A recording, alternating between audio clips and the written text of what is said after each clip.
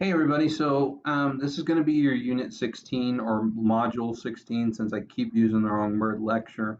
Um, I'm going to switch over, but instead of taking you actually to um, Module 16, we're going to go to Physio U because I think Physio U actually does a better job of explaining the stuff from Module 16.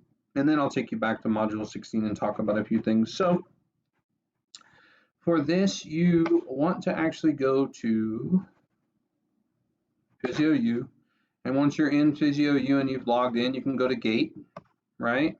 And then you can click on this and it'll tell you, hey, let's learn about Gate. So the different phases, um, this is the old terminology, I believe, right?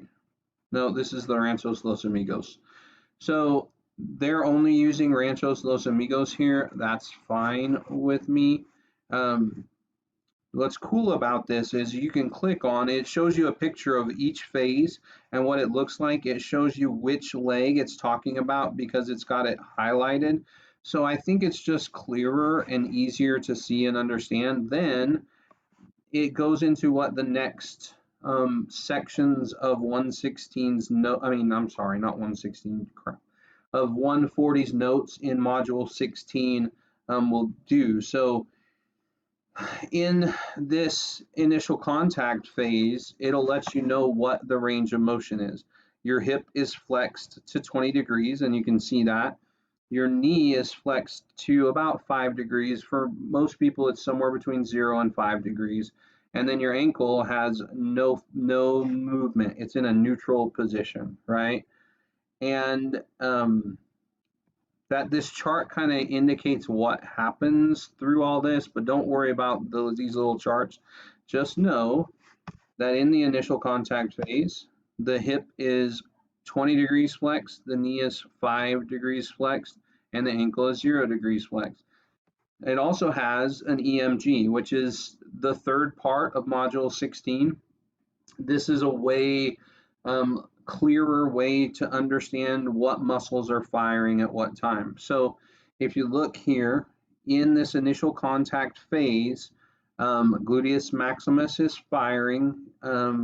So we know gluteus maximus is an extensor.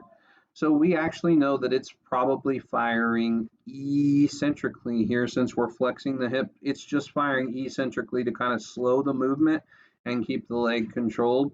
Glute medius, which is right here, is firing to keep the leg straight and in position and to keep it from kind of flopping inward.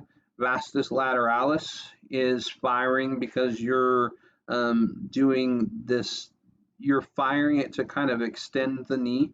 The lateral gastrocnemius, don't even worry about that. It's so little that it's not worth noticing. Tibialis anterior is firing to keep the foot in neutral. Naturally, your foot would want to fall flat, but it's firing to keep those toes up to make sure your toes clear. And semitendinosus is firing eccentrically kind of as well. Okay, so just know, you don't need to know eccentric or concentric really. Just know that glute maximus is firing here, glute medius is firing here, vastus lateralis is firing, tibialis anterior, and semitendinosus are firing in all these stages.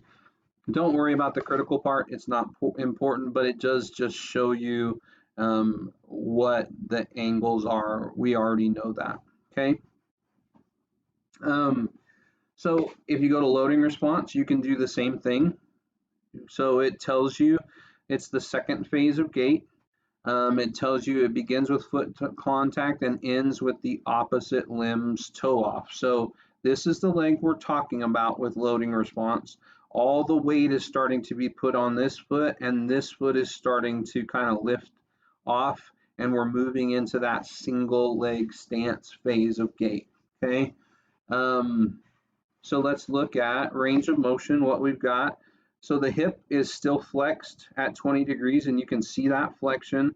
Now the knee is actually bent a little bit more. So we've got 15 degrees of knee flexion, and the ankle is actually a little bit dorsiflex because with the knee bent, we're putting weight on that ankle, and we've got 5 degrees of ankle plantar flexion. I'm sorry, because you're kind of pushing off. So anyways, it's plantar flexion, right? So it tells us where we're at and what these different joints are doing, which is part 2 of module 16. And then it'll tell you what muscles are firing and what they're doing. Glute maximus is still firing, still kind of doing that same thing, although it's starting to fire concentrically to extend this leg. Glute medius is firing to keep the leg straight. Vastus lateralis is firing to keep the knee from buckling. The gastrocnemius is firing now because we've got that little bit of plantar flexion.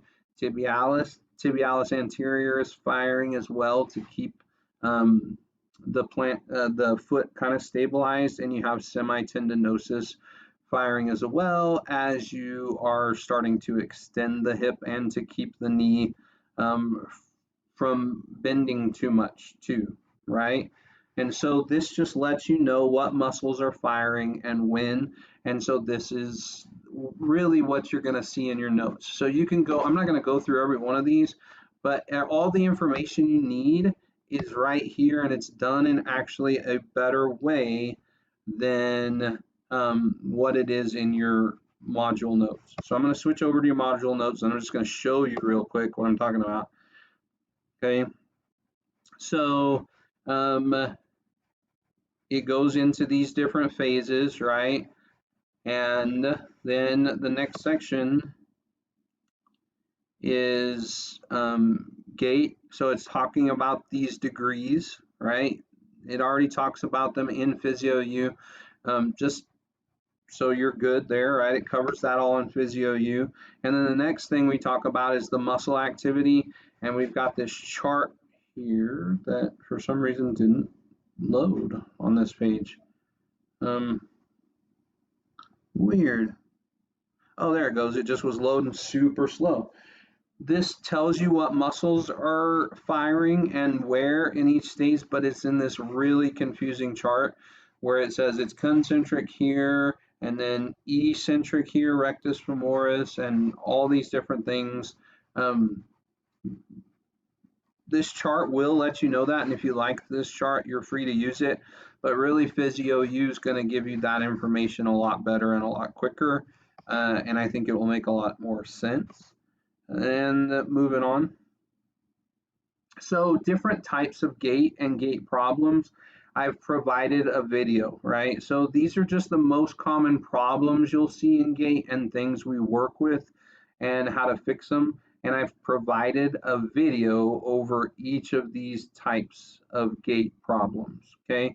We covered a few of them in 125, but we're gonna go even further into it here. And moving on. So precautions and contraindications, just make sure that you're maintaining weight-bearing precautions and that whatever that patient specifically has been sent with, that you're reviewing them so that you know. And the main thing is make sure anytime you're walking somebody that you're putting a gait belt on them and you're staying close to them so that you know they're safe. Even somebody who seems really safe. I'm going to share a quick story. My first PTA job, I worked with a lady who had been a PTA for, at that point, already 20 years. And not too long after I got there, she moved on to a different job. But I heard from her later on, and she had actually, in her new job, had been walking somebody who was really good, really a good walker, walked around all the time. She was out walking him one day outside, working on just a few things, and he tripped and fell, broke his head open. It was a big deal. She didn't lose her license or anything because she could justify, but she didn't have a gait belt on him because she was like, I just didn't think he needed it. You always, always, always put on a gait belt anytime you're doing something where somebody might be able to fall, period. That's just what you do. And so make sure that you're doing that. That's a huge part. Make sure you're maintaining those weight-bearing precautions and that you're following recommendations from the surgeon or from the doctor who has sent the patient to you, and that you're educating the patient on using assistive devices if they have those devices. And that's pretty much module 16. I know that's super quick. If you have any questions over that, just let me know. I don't mind going over it further, but I think Physio U will really help you kind of understand these things. Just so you know, if it's something like this where the muscle is barely firing, I'm not worried about it. Just know the ones where it's kind of actively firing and what muscles are firing in each stage. Okay, you don't need to know whether they're eccentric or concentric. I'm not going to worry about that part. Just know what muscles are firing at what stage to move your leg along. Okay, if you have any questions.